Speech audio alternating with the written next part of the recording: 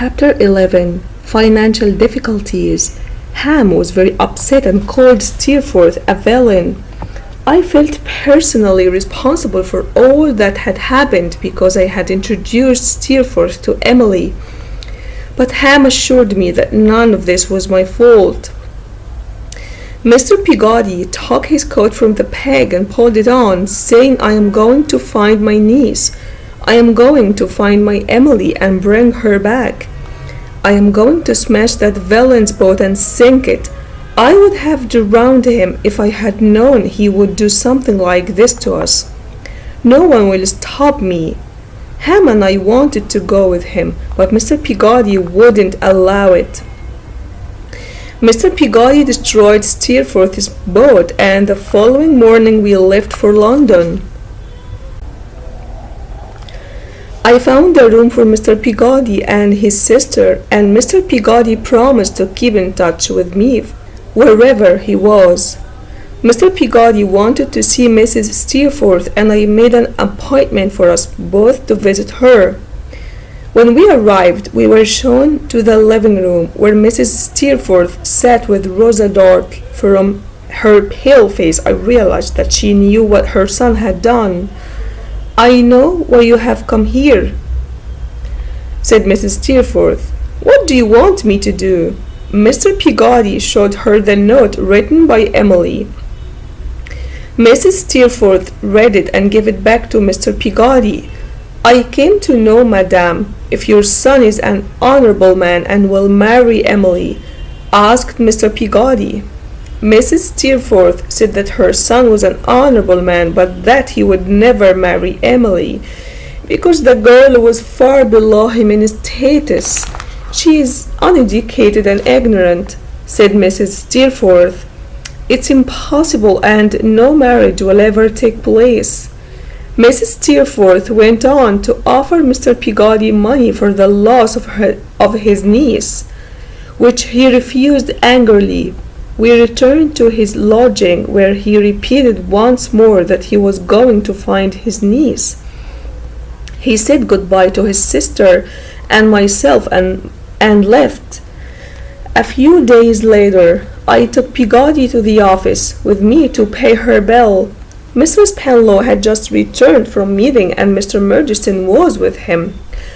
"Ah, Copperfield," said Mr. Spenlow, "you know this gentleman, I believe." I bowed politely and said, "I hope you are doing well." "Why would it be of any interest to you?" replied Mr. Murdstone. He then looked at Peabody and said, "I am sorry to hear you have lost your husband." "It's not the first loss I have had in my life, Mr. Murdstone," replied Peabody. "I haven't frightened any more into an early grave." She was of course referring to the death of my mother. Mr. Spenlow didn't seem to know that Mr. Murdstone was my stepfather, and told us that Mr. Murdstone was going to marry a young rich woman. "The poor woman!" cried Peabody in a loud voice. Peabody then left, saying she would see me later. Later that day, Mr. Spenlow told me that it was Dora's birthday in just a week's time, and invited me to join a little picnic to celebrate the occasion. When I arrived for the celebration, Dora was sitting in the garden looking beautiful in a white bonnet and a blue dress. A young lady called Julia Mills was also there, playing with Dora's dog, Jip. Dora thanked me for the flowers and held them up for Jip to smell. She smiled at me and said, "You'll be glad to hear, Mr. Copperfield, that Miss Murdstone isn't here. She has gone to her brother's wedding and will be away at least 3 weeks. Isn't that wonderful? I feel so much happier when she is not here." I agreed with her and helped Dora up off the ground and escorted her to the waiting carriage. We drove to the top of the hill, where more friends were waiting for us. We had a wonderful time, and after lunch Dora and I walked among the shady trees, holding hands. No words can describe the feelings I had that day. As we were leaving, Miss Mills explained that Dora was going to stay with her for a few days and that she would be happy if I visited them. The next 3 days were torture for me, trying to imagine what Dora would say to my marriage proposal. I arrived outside Miss Mills' house and walked up and down the street, too nervous to knock at the door. When I at last managed to approach the front door, I was quickly let in and shown to an upstairs room where Miss Mills was copying music and Dora was painting flowers. Miss Mills explained that her father wasn't at home and then left the room to arrange for some refreshments. When we were alone, I took Dora into my arms. I told her how I loved her and that I should die without her. I told her that I idolized and worshipped her. And each time I spoke, Jip barked loudly. Dora hung her head and cried, but very soon we were sitting side by side on the sofa. Dora and I were engaged. It happened so fast I couldn't believe it. We decided to keep our love a secret from Mr. Spenlow for the time being. I didn't think that there was anything dishonorable in keeping a secret from my fiancé's father. I measured Dora's finger for a ring that I would have made especially for my bride. Dora and I managed to meet often in secret in the garden at the summer house, so happy and so in love. Like all young lovers, we quarreled and made up again and promised to write every day that we were apart. I wrote to Agnes telling her the exciting news about my engagement and the sad news about Emily running away. I received a reply from Agnes showering me with congratulations on my good news and offering to help Mr. Peabody in his quest to find his niece. It was during this time that Traddles dropped by. He was no longer living with the Micawbers as they were in financial trouble again. Mr. Micawber had been changed his name to Mortimer and was wearing spectacles as a disguise. I apologized to Traddles for not keeping in touch with him, but he said he understood, for he too had a fiancée, although she lived a long way away in Devonshire. I begged Traddles not to lend Mr. Micawber any more money. Traddles replied, "I have already made that decision. I don't feel it's fair to my fiancée Sophie to keep lending money to the Micawbers when I am supposed to be saving it for our wedding." As we went upstairs to my rooms, I was surprised to see my front door open and to hear voices coming from inside. I was amazed to see my aunt and Mr. Dick. My aunt was sitting on a large pile of luggage with her 2 birds in a cage on the floor and her cat on her knee. She was drinking tea and Mr. Dick was leaning on a huge kite, surrounded by more luggage. "My dear aunt," I cried, "why? What an unexpected pleasure!" As soon as we were all sat down, I realized that this was an unusual visit. My aunt dismissed Mrs. Crupp, who was fussing around the tea tray, and asked her to close the door on her way out. Peabody poured the tea for everyone. When she had finished drinking her tea, my aunt said, "Trot, have you become financially independent?" "I think so, aunt," I replied. My aunt went on to say that she was ruined financially. "All I have in the world is in this room, except for the cottage, which I have returned out to holiday makers. Mrs. Barks, could you help me find a bed for Mr. Dick tonight?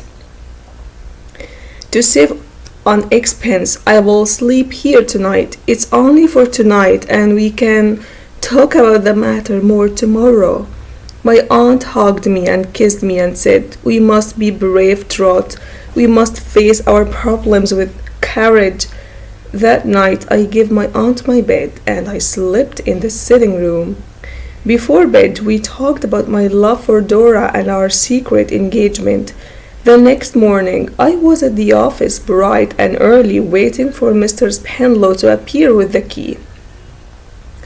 "How are you, Copperfield?" he asked. "It's a lovely morning. What are you doing here so early?"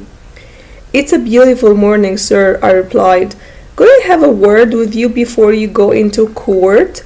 He invited me to his room, and I told him about my aunt's loss of money. I asked him to return the £1,000 given for my training so that I could give the money to my aunt. Mr. Spenlow said that if it were up to him that it would be done immediately, but that his partner, Mr. Jorkins, would never agree to it. I asked for permission to speak to Mr. Jorkins myself, which Mr. Spenlow granted. I went to see Mr. Jorkins and told him the story. "I'm sorry, Mr. Copperfield, but I can't return your money," said Mr. Jorkins, and then he hurriedly left the office for an appointment at the bank. Knowing that I couldn't return my aunt's money to her depressed me, and I walked home. My depression lifted when I found Agnes waiting for me. We hugged, and she told me that she had come to London to see my aunt. They were very fond of each other, even though there was a great difference in their ages. I couldn't believe my ears when Agnes explained that Uriah Heep was now her father's partner. My father and Uriah have some business here, so I came with them. I don't like my father spending too much time alone with Uriah. "Does Uriah still have the same influence over your father?" I asked. "Even more," agreed Agnes sadly. "Uriah and his mother live with us now. He sleeps in your old room." I was very upset by this news, but didn't know what I could do to help. We joined my aunt, and I told them what I had tried to do that morning. "That was a silly thing to do," said my aunt, "but you meant well. You are a kind boy, and I am proud of you." We discussed my aunt's unwise investments and how she came to lose all of her money. Agnes thought that I might learn more about the matter if I became secretary to Dr. Strong. "Dr. Strong is retiring and has come to live in London," said Agnes, "and he has asked my father to recommend someone who could work as a secretary. Don't you think he would rather have his favorite old pupil near him rather than a complete stranger?" It was an excellent suggestion, and I contacted Dr. Strong immediately. He was very happy to see me, and we agreed that I would work with him for 2 hours every morning and 2 hours every evening, except for Saturdays and Sundays, and that he would pay me £70 a year. I was very busy getting up at 5 in the morning and not returning home until 9 or 10 at night. I didn't tell Dora any of this in the letters I sent to her in secret. I didn't want her to worry about me. My aunt and I went to visit Mr. Wickfield at his offices. Uriah Heep was hovering nearby. I hadn't seen Mr. Wickfield for a long time, and I was shocked by his appearance. He looked much older. His eyes were bloodshot, and his hands were trembling. His good looks had gone, and he walked and spoke like an old man. Uriah Heep seemed to hold a great power over Mr. Wickfield, although I didn't know why. Agnes softly spoke to her father. "Father, Miss Trotwood and Trotwood are here. You haven't seen them for a long time." He shook hands with my aunt and myself. "Well, Wickfield," said my aunt, "I have been telling your daughter how well I have been looking after my money myself, because I couldn't trust it to you, as you have invested my money unwisely. In my opinion, Agnes is worth more than the whole firm, and she should run this business for you." "If I may humbly speak," muttered Uriah Heep, "I fully agree with Miss Trotwood, and should be only too happy if Miss Agnes was a partner in this firm." He turned to me. "Mr. Copperfield, I hope I see you well. I am happy to see you, even under these circumstances." He shook hands with me and said, "How do you think we are looking, Master Copperfield? I should say Mr. Don't you find Mr. Wakefield in good health, sir?"